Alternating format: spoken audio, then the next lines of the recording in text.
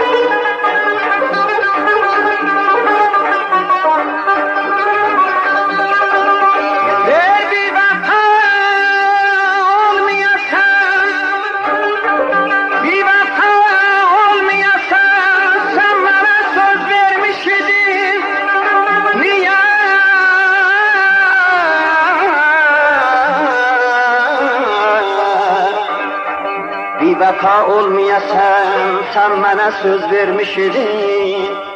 Niyə ağyar kəməndimdə giriftar oldun?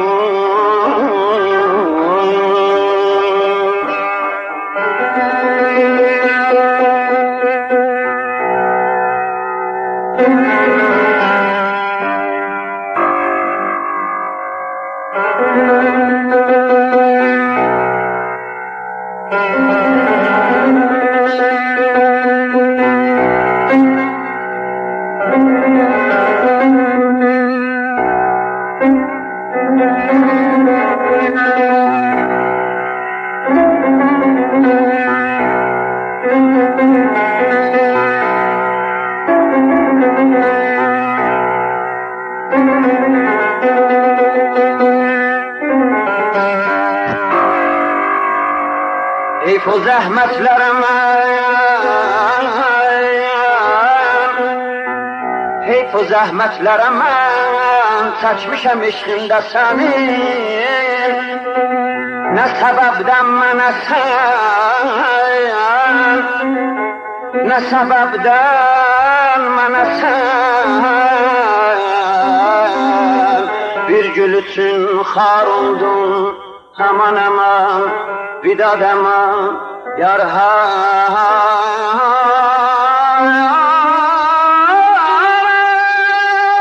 senin elindedir her ihtiyarım, zalim öldürmeni gamdan kurtarım.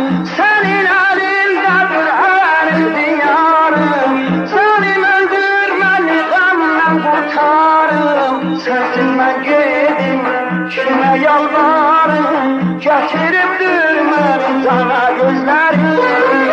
Məni qoyub baxır yana gözlərim, məni qoyub baxır yana gözlərim. Aşiqəm qəlbimi dərdə salıram, aşiqəm qəlbimi dərdə salıram. Fitnəkar gözlərim cindən tanıram. Necə deyim sənə, qəmlən yanıram.